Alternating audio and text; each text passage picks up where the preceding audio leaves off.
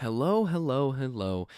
Welcome back, all of my beautiful, wonderful, amazing, shining, glimmering stars of Reddit. I hope that you are all doing wonderful on this fine, fine Tuesday, or whenever you happen to be listening to this podcast. So, before we jump into the podcast, welcome to the Reddit Asks Us podcast, where we read and react to comments from r/Askreddit. I am your host, Luke Dick. Remember, if you're watching on YouTube, remember to like, comment, and subscribe. If you're listening on Apple Podcast, Spotify, or wherever else you get your podcasts, please leave us a rating, and also please leave us that review. It helps out a lot. Okay, folks, we have a big announcement, all right? And this goes out to all of my Spotify listeners. And I'm not really one to tell you what platforms to use, or if you're loyal to a certain platform, it doesn't really bother me. However, if you do use Spotify for listening to the Reddit Asks Us podcast, there is some really cool news. Remember, you can also download Spotify for free in pretty much every country in the world. And you can listen to podcasts for free, like this podcast you can listen to for free. You do not need a subscription to Spotify to listen to the podcast.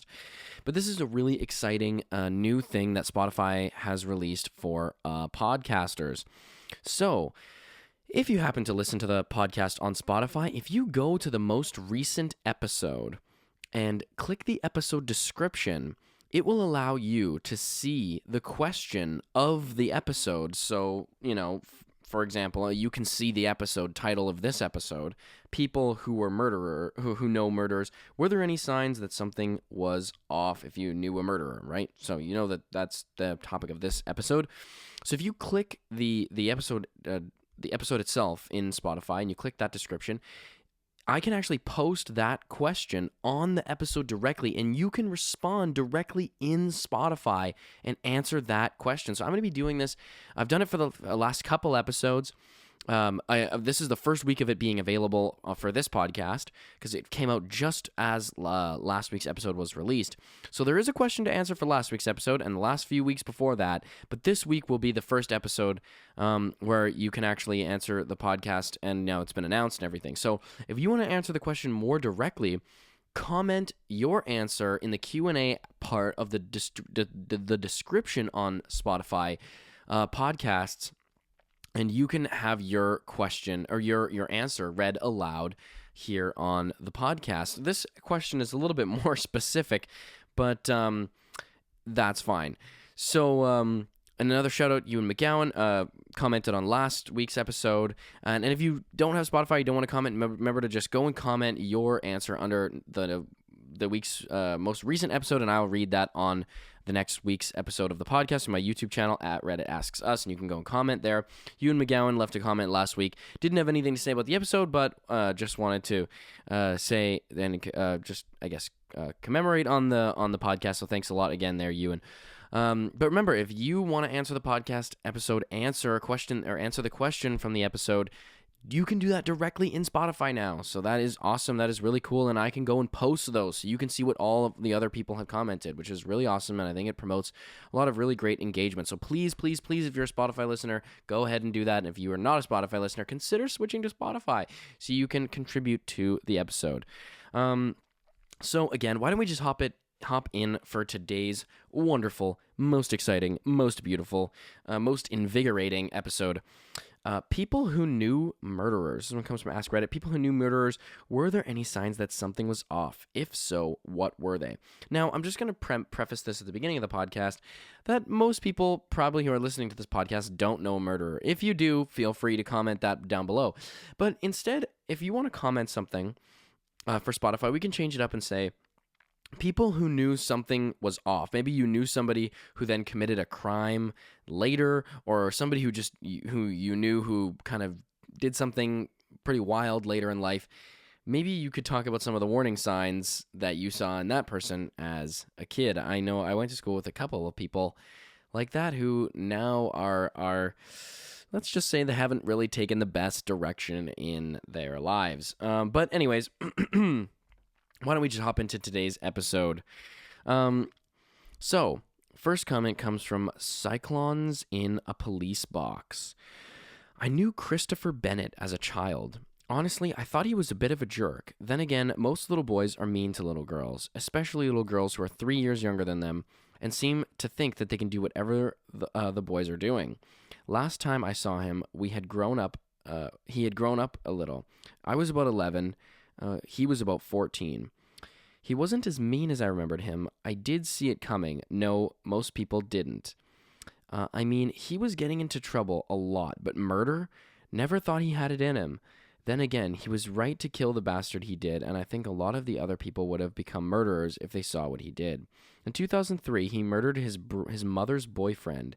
He was 18 at the time. He broke into his mom's house with the intention of robbing the place. What he found was his little half-sister getting SA'd by her father, Chris's mom's boyfriend. Chris ended up with one hell of a long prison sentence, 1,500 plus years, for ridding the world of a child molester. His sisters have since grown up and been speaking out. They have been fighting to get their brother out of prison for a number of years. This is kind of a little bit misleading. I feel like that's not, like, are you really considered a murder? Like, this is like the Dexter situation, right? Like, in case anyone who doesn't know Dexter, watch the show Dexter, or know the show, he's basically a serial murderer who murders serial murderers.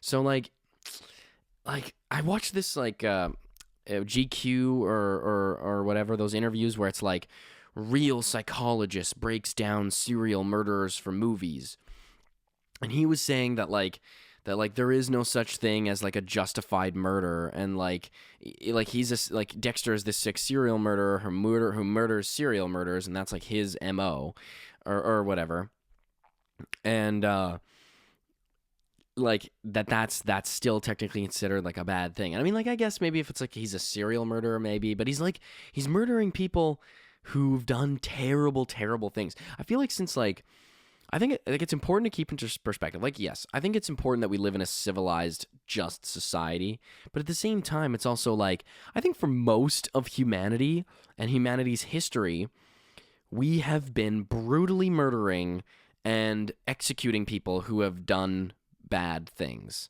right? Things that we have deemed to be against law. Whether, and those things are contentious, right? Like, in some years, if you belong to the wrong religion, you'd be burned at the stake.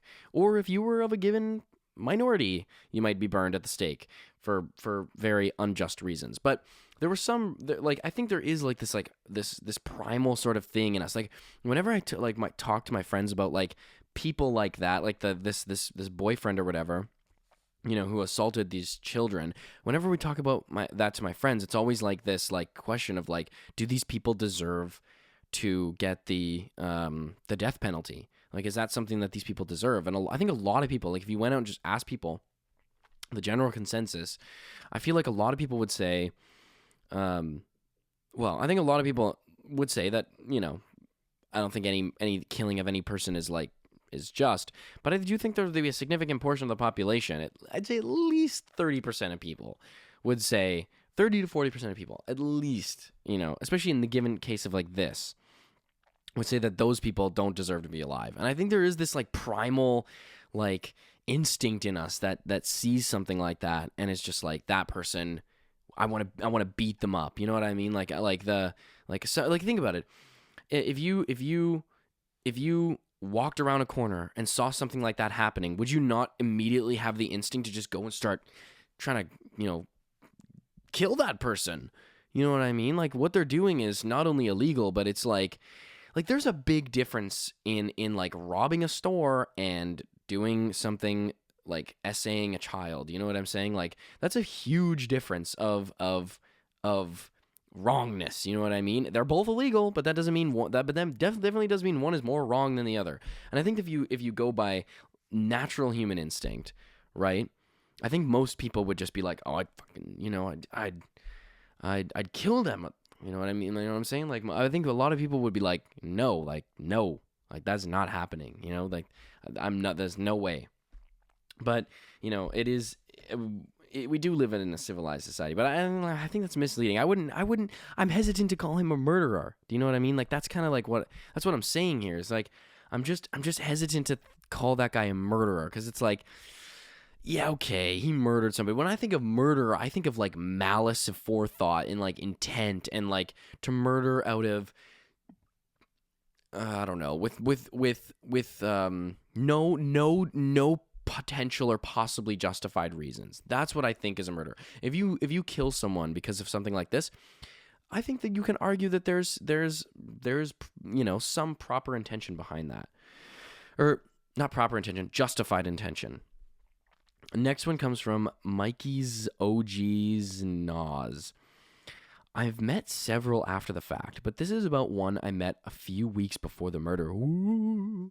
My then husband and I were hanging out and met up with a friend of his and the friend's girlfriend, and the friend's girlfriend. The friend gets a call from his brother and invites him to join us. The brother arrives, and pretty soon afterwards, the whole vibe changed. My ex knew both men since all three were kids, so he was relaxed enough to start drinking around them. I was babysitting a wine cooler because I'm the next thing to a what? I have no idea what that is. And was the designated driver. I kept noticing the brother staring at me, but I tried to ignore it. But it quickly became very uncomfortable. I'm nothing special to look at facially, but I've got the mom bod on lock. And I was with my husband. The brother then asks me why I'm not drinking. I explained that I'm not a real drinker and added that I like to be aware of who and what's around me. So he asked my husband why I wasn't drinking. I don't remember his response, but dude looks at me and says, "We need to get you drunk." Oh my God. I left to go sit in the car because what WTF was that? I didn't feel safe or protected because my ex wasn't even paying attention. About 20 minutes later, dude walks up to my car and asks if I can take him to the corner store. I reminded him that he had a car, and he replied that he couldn't drive because he'd been drinking. I told him I wouldn't take him, which led to us staring at each other in silence for several moments. He broke the silence by saying, "I bet you're real loyal. A loyal girl. A good girl. I know that motherfucker gets anything he wants from you." Then he laughed and walked away. When I told my ex the next day, he wasn't bothered and was making excuses for the friend's brother's behavior. A few weeks later, there was a report on the news about a body of a woman being found in my ex's old neighborhood. Find out later, she had been SA'd and murdered. It didn't take long to find out and arrest her killer, a.k.a. the friend's brother. That's so creepy, man. That is so creepy. Like, also, like, what the hell for your ex? Like, do people just not realize this sort of thing? Like, my first instinct, like, this has happened to me, where I've been places and somebody will nudge me and be like, "I'm trying to get out of here. There's this person making me uncomfortable." And I feel like my gut instinct is to be like, "Yo, let's get you out of here. Like, we don't want to be here anymore. Like, if you want to get out of here, we're out. Like, we're gone. I'm leaving." Like, if that person is feeling uncomfortable, and I can genuinely sense and feel this feeling of like, and this intent of someone saying to me, "We need to get the hell out of here," I'm gonna listen. You know what I mean? I'm not just gonna be like, I don't even know, like, and like people's radar, like people's radar for weirdness, man. This world is so much more interconnected than previous worlds. It is so easy for people to like find you. Like, you gotta be careful, man. You gotta turn that sensor up a little bit. You know what I mean? You gotta put your radar out for the weird people. But yeah, you gotta turn those creep radars up, folks, because it is a nasty world out there right now. You gotta be on those defenses, you know. Get those martial arts classes in, you know. Train for power slap or something, you know. Get the, you know, in case you have to, boom, knock somebody out. But yeah, I'm glad you got out of that relationship because that sounds super toxic. Next one comes from Schleppy J4. I've posted about it before, but a kid down the street talked about killing squirrels for fun. He was 7-ish years old. He moved away, we forgot about him. 20 years later, we saw him in the news for brutally killing his parents. Jeez. That's like, oh man. If you're that kid, bro, you gotta know something's up, bro. What you guys, I just killed and cut open the squirrel.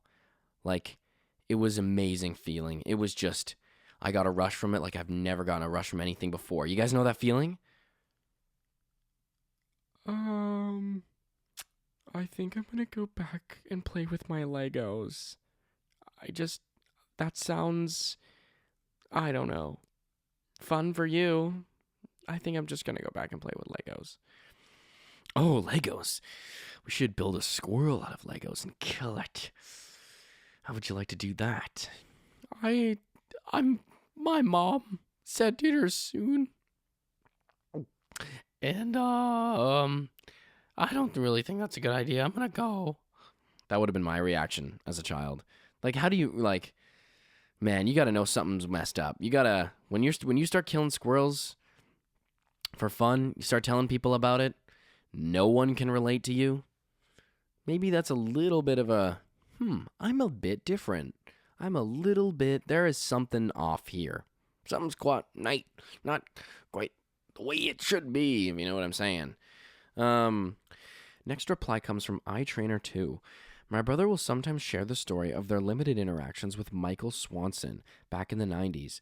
Our grandparents had bought a cabin in northern Minnesota as a summer home. Each year we would go up and stay at the lake for a week. There weren't a lot of kids at the lake, as it was mostly people with my grandparents who lived there, retired with a summer home. But there was one family with a son who went by Mikey. They lived on the same side of the lake as my grandparents and would often come over to help with projects or to barbecue. Now, my grandmother felt that something was off with Mikey, but couldn't quite place her finger on exactly what it was. Grandpa just thought he was a little odd. In fact, that is part of why his parents had bought the cabin. They thought it would be good for Mikey to spend more time in nature and less time in the city. Anyways, Grandma never really was comfortable with us playing with Mikey unless it was at my grandparents' cabin.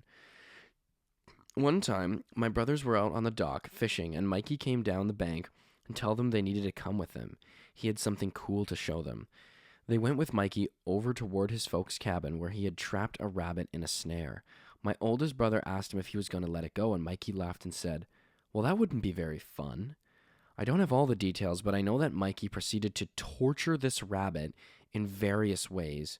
My oldest brother, who would have been about 14, lied and told my other brother, about 11 at the time, that he had heard Grandma yelling for them and they needed to go back. They went back and never said anything about it to anyone until years later when both were in college studying criminal psychology. Michael Swanson went on to murder 2 gas station clerks about 12 years after the rabbit incident. To clarify, my grandparents bought the cabin with my great aunt and uncle as a summer home. My family and I would go up for our family vacation for a week or so each year.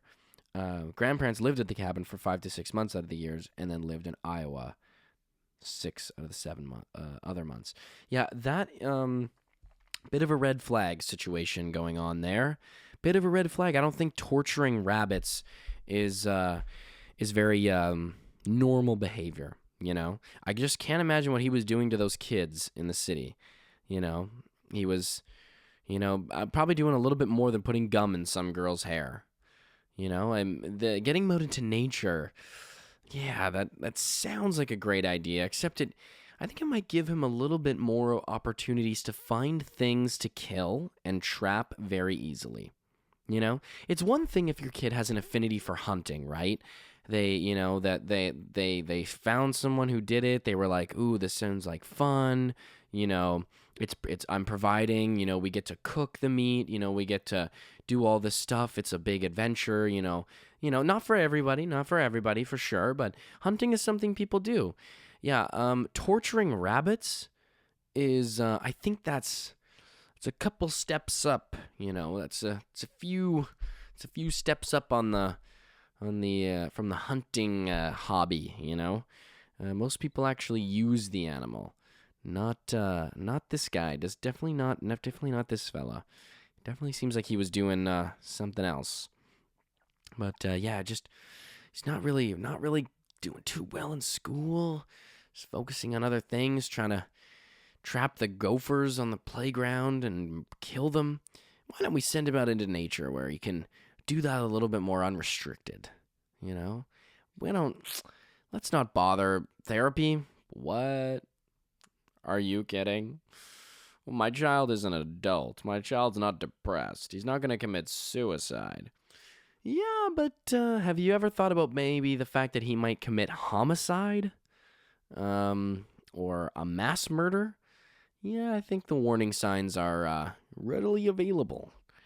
Okay, next one comes from StarFan13. I spent a lot of time at a friend's house when I was 6 to 9 years old. He had a brother who was like 3 years older than us, who I remember as being generally nice, but I have one weird memory of him absolutely losing his shit when he tried to teach me and his brother to rollerblade, and I couldn't get it, like uncontrollably throwing things and weeping. When I was in high school, found out that he had joined the military, and while he was deployed, he got court-martialed for killing civilians and keeping their body parts, ears and fingers, as trophies. Ugh. That one just makes your fucking skin crawl. Like, oh man, like, you ever know that? You gotta need, like, maybe not to that extent, but you definitely gotta know a couple of kids, rockers a little off, if you know what I mean, when you're kids. Something like that happens, right? They're playing street hockey, they're shooting the puck, the ball, it's not going in, then they just start swinging the hockey stick and freaking out and having a total meltdown here in the middle of the road, starts crying and hitting the ground, and then you're kind of like, this is, does anyone else think this is a bit of an overreaction? A little bit of a response, a little bit of too much invested in this response. We're playing street hockey. I just can't imagine what that was like. He's like, no, you glide on the inside of your foot, okay? I just gonna... Why can't you get this? Oh, why can't you get this? You push, you glide. It is that simple, okay? It is rollerblading. It's rollerblading! Oh! Like, as a kid, I would have just been like, probably would have ruined that hobby for me. Probably would have been like, I don't think I'm really going to do this with you anymore. And come to think of it, I don't really want to do anything, I probably wouldn't want to do anything competitive against you. So remind me to never play Monopoly with you, because I'm scared that if I lose, you're going to rip off my ear. So why don't we just, we'll stick to neutral things, okay? We'll stick to, just maybe going for a walk, something like that, something neutral, stay in a group, you know what I'm saying? Try not to hang out with you a whole lot. But yeah, that's, it definitely escalated quickly, going from the rollerblading incident to murdering 2 gas station clerks is quite the step up. That's quite the jump there. User, next one comes from me. How are we still here? Oh, great question. I knew a girl as a freshman in college who was mean, obviously mentally unstable, and not too bright. When her fraternal twin sister fell in love with a good friend of mine, she became enraged with jealousy and could not let it go. Her sister begged her to get help, and there was a huge blowout in the hallway on campus where my friend had to intervene to prevent his sister from getting stabbed by her sister. Or prevent his girlfriend from getting stabbed by her sister. The police were called to campus, and she spent a week in jail before her sister decided not to press charges. Her remaining friends dropped out of her life because her actions and unwillingness to get help. She got kicked out of college shortly after, threatening the guidance counselor who was giving her one last chance, and moved back in with her parents. When her sister went home for Christmas with my friend to introduce him to her parents, I told him to watch his back. They hadn't even made it all the way into the house before they were attacked and repeatedly stabbed. My friend died on the porch, and she died at the hospital the next day. The murderous sister was beaten to death in a jail fight a few days later. I met their older brother, who I didn't even know existed, at the funeral for the good sister. He said he had gone to no contact with the family years before his own protection because his parents refused to do anything about the mental health problems that his little sister always had, even as a small child. Rest in peace, Derek. Miss you, buddy. Edit. I started college in the 1980s. Time does heal, but rarely completely. Thank you for the condolences. Mental health resources were scarce and highly stigmatized back then, and I hope that anyone going through something similar gets the help they need. Wow. She was not holding back. This girl was ready. That is insane. Like, oh my God. You go back to visit, and instead of, a nice meal, sitting down, getting to know, the parents, it's, great to meet somebody like that. It's always a new, interesting thing when relationships pop up, and no. You get murdered. You get stabbed to death. That is just wild. What a just you gotta wonder what is it like to be in that state of mind for that girl? You gotta just wonder what it feels like to be inside their head. You know what I mean? That sounds a lot like the meme from Inside Out. But for real though, one thing that movie never showed us was the what it looks like to be inside the brain of a sociopath or a narcissist or a murderer. They should make an extra cut scene or a 20-minute short film about the mind of Ted Bundy or something in his mind. That would just be, they got to make rated R. I got to make a rated R version. Holy crap. Looks like your core memories were a lot different than your twin sisters. That's for sure. Holy Lord. Rest in peace. Absolutely rest in peace. That is insane, man. If you feel something's off, you gotta stick with that feeling, okay? Stick with that feeling because you never know. That is just wild. Okay, I watched a YouTube video not too long ago about this kid, and he was this YouTube streamer or whatever, and he ended up, he was one of those kids that you could just tell. He's an early YouTuber, and for a while he had a little bit of a following, but you could just tell that he was going through something, and his videos were a little bit, especially as towards the end of his his life, his videos were getting increasingly concerning. But basically this kid, he just kind of got radicalized himself, and decided to shoot up the grocery store where he worked. And I think he killed a couple people there, and then he ultimately killed himself. I think he killed maybe 2 of the workers there, and a couple other people survived, but it was gnarly situation.